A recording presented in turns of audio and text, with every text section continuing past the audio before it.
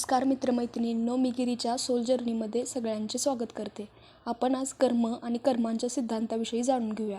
एका ओळीत जर आपण कर्माची व्याख्या करायची झाली तर आपण एवढंच लक्षात ठेवायचं की तुम्ही जे द्याल ना तेच तुम्हाला परत मिळेल, जे पेराल तेच उगवेल आणि जे तुम्हाला मिळालेले आहे ना ते पण तुम्ही कधी तर कुणाला तर दिलेलं आहे आणि तेच तुम्हाला परत मिळालेलं आहे. यालाच आपण कर्म असं म्हणू शकतोय. जर आपण कुणाबरोबर चांगलं वागलो ना किंवा चांगलं राहिलो तर ते पण पुढचं पण आपल्याबरोबर चांगलंच राहील. जर आपण कुणाकडे बघून स्माईल केली तर आपल्याला ते स्माईलच देईल. पण आपण जर कुणाशी जाऊन भांडलो किंवा कुणावर चिडलो तर पुढच्याकडून पण आपल्याला तशीच प्रतिक्रिया मिळू शकते. तर आपण आता आजकालच्या जगात आपण पाहतो की एखादा माणूस जर सहन करत असला तर तेव्हा ती लोक आहेत ती नुसतं बघत बसतात आजूबाजूची. आपण म्हणजे चुकीचं वागतच राहतात. एखादा माणूस जर सहन करत असला तर सतत त्याच्याबरोबर चुकीचं वागतच राहतात. त्यांना एवढं पण लक्षात येत नाही की आपल्याबरोबर पण अशी चुकीची गोष्ट होऊ शकते आणि आपण म्हणजे आपल्याबरोबर पण असं चुकीचं काहीतरी होऊ शकते. आणि जर आपण कुणाच्या मुलांसोबत वाईट वागलो तर आपल्या मुलांसोबतही चुकीचं होऊ शकते. अशी या जगामध्ये अनेक माणसं आहेत. समज आपण आपल्या मित्रमैत्रिणींच्या बाबतीत जर विचार केला, जर आपण वरवर नुसती मित्रमैत्रिणींच्या बरोबर चांगलं वागतोय पण आपल्या मनामध्ये जर त्यांच्याबद्दल चुकीचा हेतू असला ना, फक्त आपण स्वार्थासाठी मैत्री केली असली एखाद्याबरोबर, तर हे लक्षात ठेवा की तुमच्या पण आयुष्यात अशी कुठली तरी एखादी स्वार्थी व्यक्ती येणार की आणि तुम्ही त्यांच्यावर विश्वास ठेवणार पण ती फक्त त्याचा स्वार्थ जोडून घेण्यासाठी तुमच्याबरोबर जोडलेली असणार आणि जेव्हा त्याचं काम होईल तेव्हा ते निघून जाणार. कारण तुम्ही जर दुसऱ्याबरोबर तसं वागताय तर तुमच्यासोबत पण तेच होणार. जे आपण देतोय ना तेच आपल्याला परत मिळणार. आणि नॉर्मली आपण असं म्हणतोय की मी सगळ्यांबरोबर चांगलं वागतोय, सगळ्यांशी चांगलं राहतोय, तरी पण माझ्याबरोबर नेहमी वाईट होते, मी कुणाबरोबर काही चुकीचं केलेलं नाही असं तसं. पण हे तुम्ही ह्या जन्मामध्ये सगळ्यांशी चांगलं वागताय, सगळ्यांशी म्हणजे सगळ्यांना धरून मिळून मिसळून राहते. पण त्यामुळं तुम्हाला असं वाटतं की मी काय चुकीचं केलेलं नाही, पण तुम्हाला मागच्या तुमच्या जन्मांबद्दल काहीच माहीत नाही. त्यामुळं तुम्ही असं म्हणूच नका की मी कुणाबरोबर चुकीचं केलेलं नाही तरी पण माझ्याबरोबर वाईट होते. तुम्ही ह्या जन्मात काही चुकीचं कर्म केलेलं नाही, परंतु मागच्या जन्मात किंवा त्याच्या मागच्या जन्मात तुम्ही कुठल्या ना कुठल्या स्वरूपात कुणाला तरी हर्ट केलेलं असते, तेच तुम्हाला दुःख म्हणून तुमच्यासमोर उभं राहत असते. आणि त्याला आपण भोग किंवा कर्म असं म्हणतोय. आपल्या विज्ञानामध्ये एक न्यूटनचा नियम आहे, त्यामध्ये त्यानं असं सांगितलं की every action has it equal and opposite reaction. जर आपण कुणाला जर मुस्काड मारली ना तर काय होते की ते परत तुम्हाला मुस्काड नाही मारणार, परंतु ज्या हाताने तुम्ही त्याला मुस्काड मारल्या ना त्या हाताला वेदना होणार आणि जेवढ्या तीव्रतेने तुम्ही त्याच्या गालावर मुस्काड मारल्या तेवढ्याच तीव्रतेच्या त्या वेदना असणार आहेत. आणि त्याची रिॲक्शन म्हणजे त्याची रिॲक्शन तुमच्या हाताला मिळणार आहे. आणि तुमच्या आयुष्यात नक्की आता जर तुम्ही कुणाला मुस्काड मारल्या तर आणि जर त्यानं तुम्हाला मुस्काड मारली नाही ना तर असं होणार नाही की तो तुम्हाला मुस्काड मारेलच, परंतु तुमच्या आयुष्यात असं कोणतरी नक्की येईल की त्या गोष्टीचा बदला घेईल तुमच्याकडनं. म्हणजे त्याच्या व्यक्तीनं एक दुसरी व्यक्ती तुमच्या आयुष्यात येईल की जी तुम्हाला मुस्काड मारेल. कारण ना देव आहे ना, आपला देव सगळं बघत असतोय आणि आपल्या आयुष्यात म्हणजे सगळ्यात जास्त कर्माचा हिशेब ठेवणारे इष्टदैवत म्हणजे कोण आहे तर शनिदेव आहेत. आपण म्हणतोय ना सगळी शनीची 7.5 चालू आहे, राशीवर असं आहे तसं आहे हे आहे, त्यामुळं आपण लय घाबरतोय. माझ्या राशीवर शनीची 7.5 आहे असं सांगितले मला त्या ज्योतिषांनी, तसं सांगितले.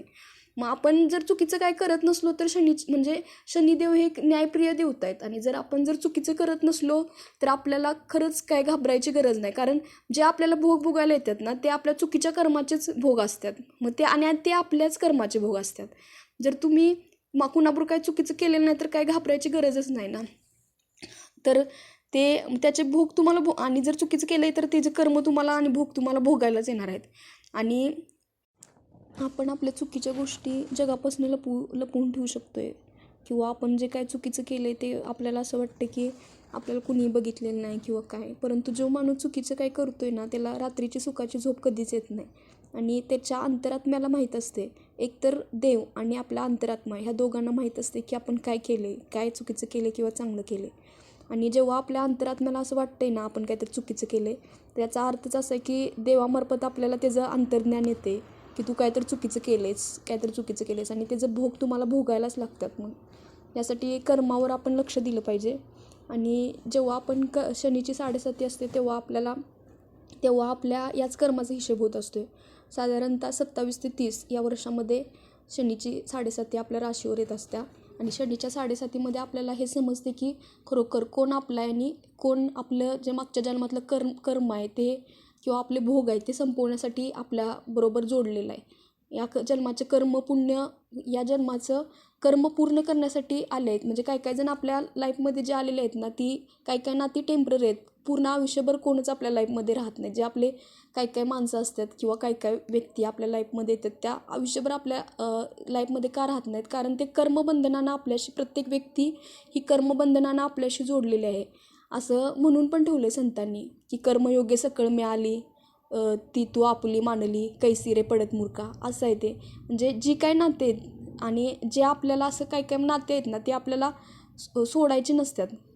कारण ते असं वाटते की तीच आपले आहेत, तीच आपले आहेत.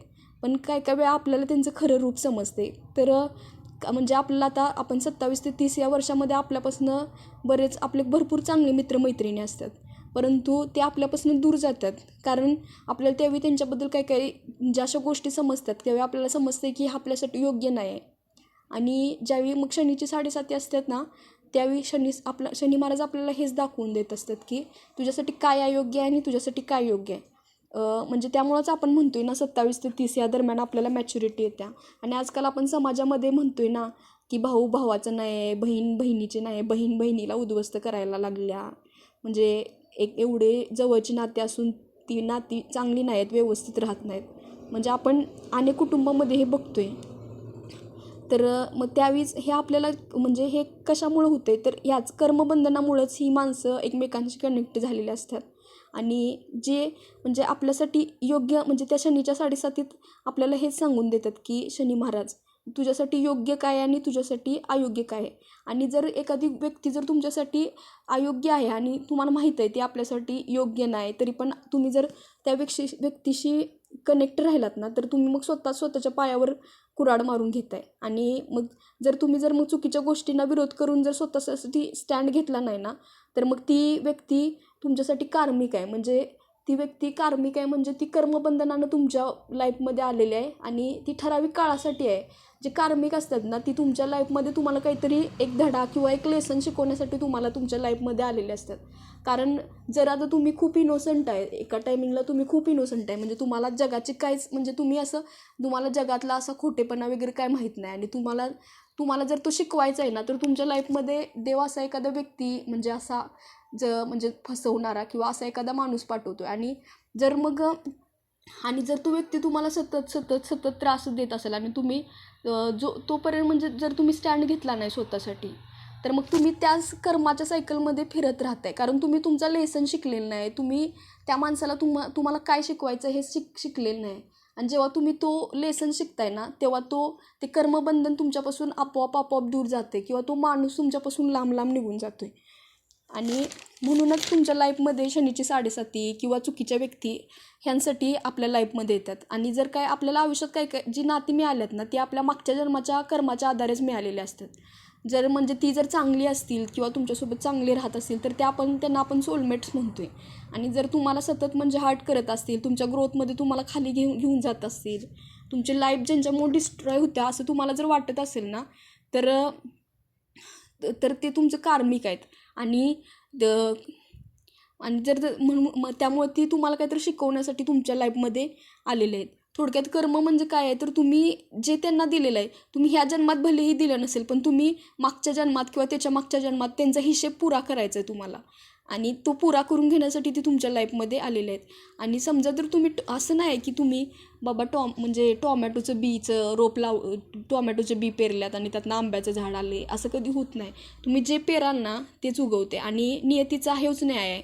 आणि काही लोक असं म्हणतात ना की एवढं सगळं म्हणजे सगळं भोगायचं, त्यापेक्षा मी जीवच देतो किंवा मी मरतोच, मला नकोच हे सगळं. मग काही जण असं म्हणून काही व्यक्ती असतात त्या आत्महत्या करतात. मग तुम्हाला काय वाटतं की आत्महत्या केल्यावर त्यांना या कर्मबंधनातून सुटका मिळत्या का?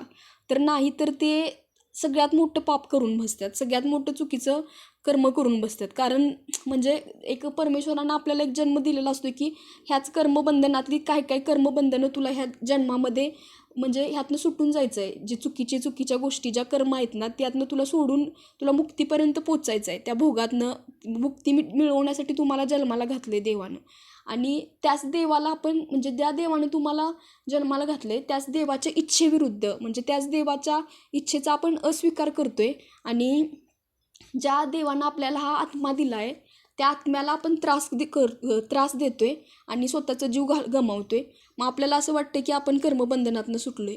तर असं नाही होत की आपण त्या कर्मबंधनातनं सुटतोय, असं नाही होत. तर अजून एक ओझं तुमच्या पुढं वाढून ठेवलेलं असते आणि ज्यावेळी तुम्ही आत्महत्या करताय त्यावेळी ज्यावेळी तुम्हाला पुढचा जन्म मिळतोय ना त्यावेळी मग ते मागच्या जन्मातलं पण कर्माचं ओझं आणि पुढच्या जन्मात येणाऱ्या कर्माचं ओझं हे दोन्ही पण तुम्हाला भोगायला लागत असते. आणि कर्म म्हणजे मग तुम्हाला असं वाटते की कर्म ही अशी गोष्ट आहे की जी मेल्यानंतरही तुम्हाला सोडत नाही, म्हणजे कायम तुमच्यासोबत आहे. पण असं पण नाही ना की आपण नेहमीच चुकीचं कर्म करत असतो. कधी कधी आपण म्हणजे आपली चांगली कर्म पण बरीच आहेत आणि जोपर्यंत आपली चांगली आणि वाईट कर्म म्हणजे बरोबर होत नाहीत ना तोपर्यंत आपल्याला मनुष्य देहातून किंवा कुठल्याही ह्याच्यातनं आपल्याला मोक्ष मिळत नाही. मग त्यामुळं जोपर्यंत हे पाप पुण्य चालू आहे ना तोपर्यंत जन्ममृत्यू हा फेरा पण आपला चालूच राहणार आहे. म्हणजे आणि आणि काही काही जण माणसं म्हणतात ना की बाबा म्हणजे आम्ही इतकं सगळ्यांबरोबर चांगलं वागतोय, असं वागतोय तसं, म्हणजे मी सगळं देवाचं करतोय, हे करतोय ते करतोय, तरी पण माझ्याबरोबर काय चांगलं होत नाही. देव काय बघतोय का नाही, देवाला काय समजतंय का नाही, देव का असं वागतोय. मग तुम्हाला सांगायचं खरं तर जे म्हणजे चांगले वागतात, जे अध्यात्मात आहेत त्यांच्याबरोबर म्हणजे सगळे म्हणतात त्यांची देव जास्त परीक्षा घेतोय, त्यांना लयच त्रास देतोय. असं म्हणजे नाही आहे तसं. तर खरं म्हणजे चांगल्या माणसांबरोबर वाईट का होते तर देवाला असं म्हणजे देवाला तर चांगल्या माणसांचं वाईट कर्म देवाला लवकरात लवकर क्लिअर करायचं असते. म्हणजे त्यानं मागच्या जन्मात जे चुकीचे कर्म केल्यात ना त्याचे भोग त्यांना लवकरात लवकर ह्या जन्मात सपवून घ्यायचे असतात. तुमचे वाईट कर्मांचे भोग देवाला सपवून घ्यायचे असतात. त्यामुळे तुम्हाला वारंवार वाईट प्रसंगांना सामोरं जाऊन त्यातनं रिकामं करायचं असते देवाला पण असं वाटते की हा माझ्याशी जोडलेला आहे, त्याचं वाईट कर्म लवकरात लवकर संपू देत आणि त्यानंतर मग त्याच्या आयुष्यात म्हणजे चांगल्या पुण्यकर्म जे केलं आहे त्याचं फळ त्याला लवकरात लवकर मिळू दे. जी चांगली माणसं आहेत ना त्यांचं कर्म लवकर लवकर क्लिअर करत असतोय देव. आणि जी नास्तिक असतात ना आपण म्हणतोय की त्यांना ही काय देवाला मानत पण नाहीत तरी पण इतकी सुखी काय आहेत, असं काय, तसं नसते ते. म्हणजे आपण जो माणूस चुकीचं कर्म करतोय ना त्याला अजून देव जास्तीत जास्त प्रेरित करत असतोय, तू कर, अजून चुकीचं कर, अजून चुकीचं कर. एक दिवस असा येईल की तुझ्या चुकीचा कर्माचा घडा एवढा जास्त भरेल की त्यात म्हणजे चांगलं कर्म भरायला जागाच नसणार आहे.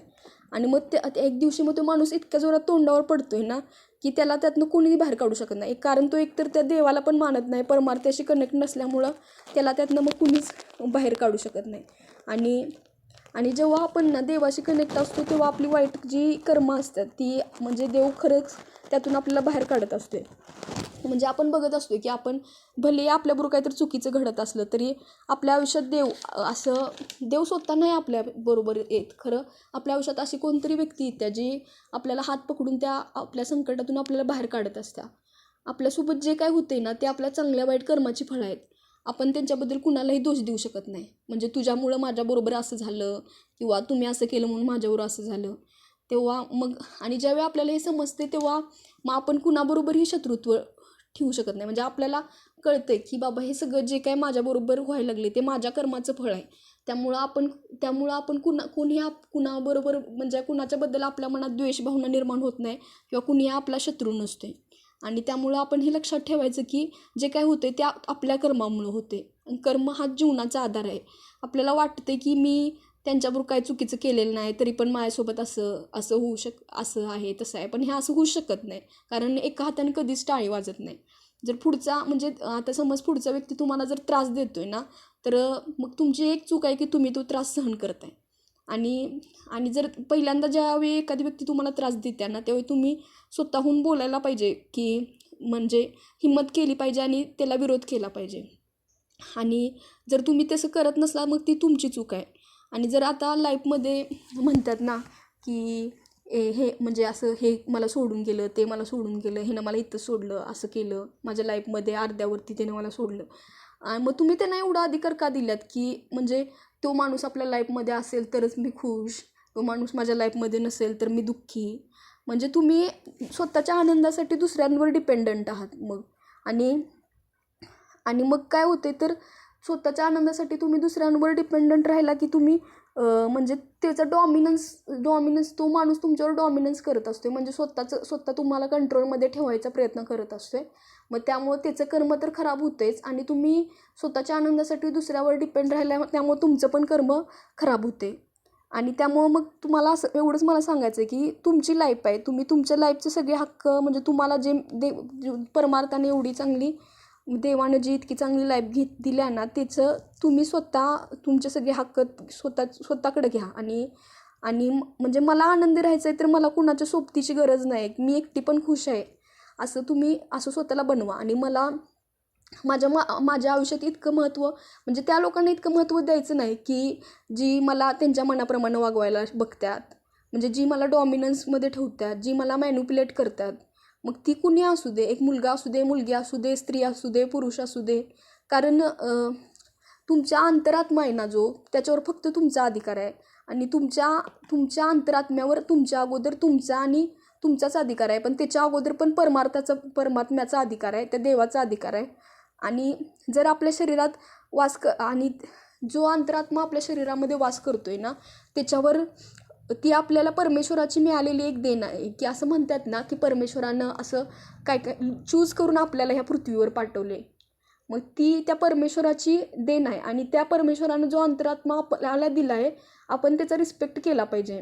ते परमेश्वराकडून मिळालेलं आपल्याला एक गिफ्ट आहे. पण आपण काय करतोय की दुसऱ्या माणसाला तो अधिकार देतोय की हा माझ्याशी चांगलं म्हणजे त्याला असं म्हणजे एखादा माणूस जर आपल्याला वाईट वागत असेल तर अपमान करत असेल तर आपण उत्तर नाही देत, त्याला त्रास सहन करत बसतोय.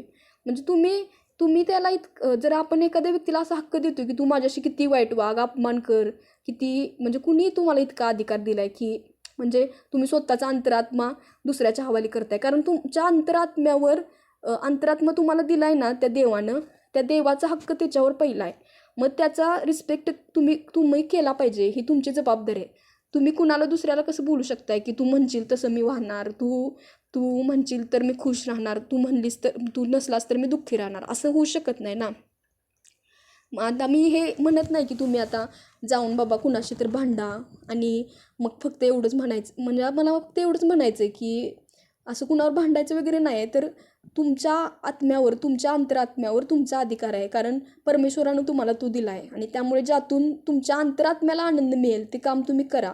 आणि या कामातून कुणालाही म्हणजे तुम्ही जे काम करताय त्यातनं कुणाला दुःख नाही झालं पाहिजे. आणि जर जबरदस्ती कोण दुःख करून घेत असेल ना तर तो त्याचा प्रॉब्लेम आहे. आपल्या आयुष्यात आपल्या आईवडिलांशिवाय कुणाचाही आपल्या आयुष्यावर किंवा आपल्या अंतरात्म्यावर अधिकार नाही. आणि परमेश्वर आणि आईवडील हे आपल्यासाठी अत्यंत महत्त्वाचे आहेत. जर तुमच्यासोबत कोण चुकीचं वागत आहे तर ते त्याचं कर्म करत आहे आणि तुम्ही अशा लोकांना माफ करून पुढे जा, कारण देव सगळं बघत असतोय. आपल्याला आपल्या अंतरात्म्याच्या शांतीसाठी लोकांना माफ करणं गरजेचं आहे. म्हणून आपल्याला फक्त आनंदी राहायचं आहे आणि चांगली कर्म करत राहायचं आहे आणि चांगला विचार करत राहायचा आहे आणि सगळ्यांना माफ करत राहायचं आहे. तुमच्यापेक्षा कोण मोठा असू दे, लहान असू दे, आपल्याला फक्त आपल्या कर्मावर फोकस करायचा आहे. आपण एवढं लक्षात ठेवायचं की मला कुठलंही चुकीचं कर्म करायचं नाही. त्यामुळे तुम्ही कर्म करताना प्रत्येक वेळी तुमच्या कर्मावर लक्ष ठेवा, तुमच्या कर्मावर फोकस ठेवा. आजूबाजूचे काय करतायत ह्यापेक्षा आपण काय करतो हे जास्त महत्त्वाचं आहे, कारण तुमच्या कर्माची फळं तुम्हाला भोगायची आहेत. मला इतकंच ह्या सिरीजमध्ये सांगायचं होतं. कर्माबद्दल बरंच काय काय बोलण्यासारखं आहे आणि बरंच काय काय सांगण्यासारखं आहे. मला जितकं सांगायचं होतं तितकं हे इंट्रोडक्शन झालं आहे खरं तर कर्माचं. आपण कर्माबद्दल अजून बरीच माहिती घेऊया. आणि ह्या सत्रामध्ये मी एवढंच सांगते तुम्हाला की तुम्ही स्वतःच्या कर्मावर फोकस करा, तुम्ही तुमच्या चांगल्या कामावर फोकस करा. बाजूचं काय करते ह्यापेक्षा म्हणजे कसं आहे की समर्थांनी पण सांगितले पाहावे आपणासी आपण, ही समर्थांची ओवी आहे. त्यामुळं तुम्ही स्वतःच्या कर्मावर फोकस करा. थँक्यू फ्रेंड्स, धन्यवाद.